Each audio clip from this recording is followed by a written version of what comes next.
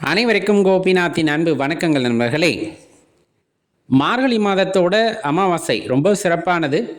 நாளை வருகிறது அமாவாசை திதி அப்படிங்கிறது.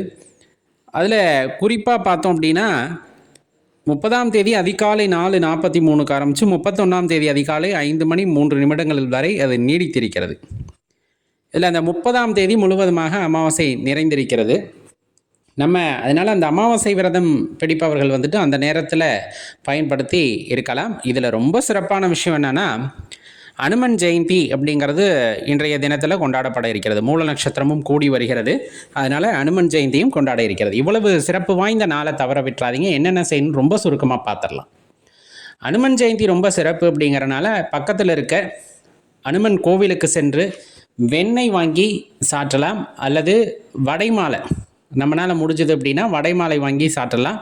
வெற்றிலை மாலை, இது ஒரு விஷயத்தில் தொடர்ந்து தோல்வியே ஏற்பட்டுட்டு இருக்கு, பிஸ்னஸ் சரியாக செட் ஆகலை, வாழ்க்கையிலையும் ஒரு பிடிமானம் இல்லாமல் இருக்குது அப்படிங்கிறவங்க வெற்றிலை மாலை கட்டி ஆஞ்சநேய பெருமானுக்கு அன்றைய தினத்தில் சமர்ப்பணம் செய்யும் போது நீங்கள் செயல்படுகின்ற அந்த காரியங்களில் வெற்றி கிடைக்கும் அப்படிங்கிறது ஒரு ஐதீகம். அதனால் அதை செய்யலாம்.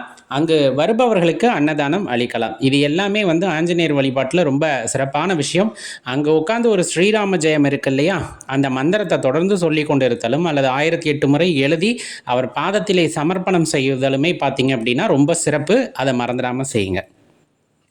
அடுத்து ரொம்ப முக்கியமான விஷயம், இந்த கடனை தீர்க்கக்கூடிய சோடசக்கலை நேரம் அப்படிங்கிறத சொல்லுவோம். அதில் மார்கழி மாதத்தில் வர்றது எப்போ அப்படின்னு பார்த்தீங்கன்னா 31ஆம் தேதி அதிகாலை 4:03 6:03 அப்படின்னு இருக்கக்கூடிய அந்த 2 மணி நேரத்தை தான் சோடசக்கலை நேரம் அப்படின்னு சொல்லுவோம்.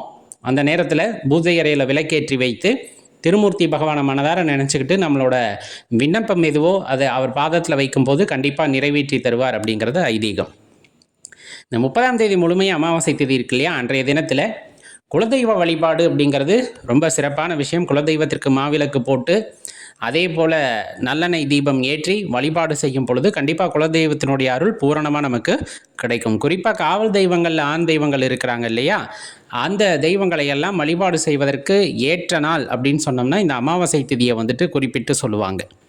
இந்த நாளில் ஆலயத்திற்கு சென்று மனமுருகி வழிபட்டு அங்கே யாராவது முடியாதவங்க இருக்காங்க, ஏழைப்பாளைங்க இருக்காங்க அப்படின்னா அவங்களுக்கு அன்னதானம், வஸ்திரதானம் போன்றவை எல்லாம் செய்யும் பொழுது கண்டிப்பாக உங்கள் கோரிக்கைகள் இறைவனால் ஏற்றுக்கொள்ளப்படும் அப்படிங்கிறதையும் தெளிவாக தெரிஞ்சுக்கணும். இதில் ரொம்ப முக்கியமாக சொல்ல போனோம் அப்படின்னா, அமாவாசை அப்படின்னு சொன்னாலே அந்த நிலவு மறைந்திருக்கக்கூடிய நேரம். அதனால் என்ன அப்படின்னம்னா, நம்ம தியானிக்கும் பொழுது அந்த தியானம் சித்தியாகணும் அப்படின்னா இந்த அமாவாசை திதியில் அதே போல் பௌர்ணமி திதியில் எல்லாம் தியானம் செய்ய சொல்லி நம்மளுக்கு அறிவுரை சொல்லுவாங்க.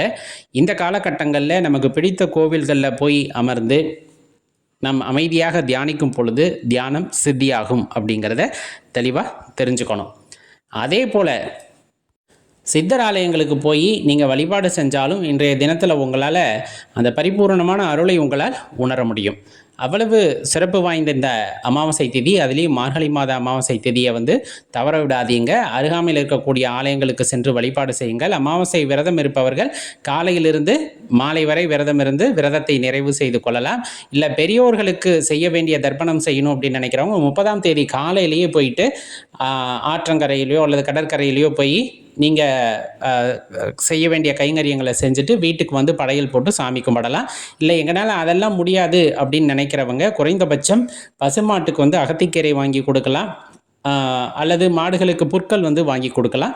காகத்துக்கு எள் கலந்த சாப்பாடு வைக்கலாம். தயிர் எள் கலந்த சாப்பாடு வைக்கிறதுமே முன்னோர்களுடைய ஆசீர்வாதத்தை பூரணமாக பெற்றுத்தரும் அப்படிங்கிறத மறந்துட வேண்டாம் நண்பர்களே. மறக்காமல் இந்த நாளை பயன்படுத்தி கொள்ளுங்கள். வாழ்க்கையில் இருக்கிற கஷ்டங்கள்லேருந்து வெளியே வாங்க. எல்லாமே நல்லதாக நடக்கட்டும். நன்றி, வணக்கம்.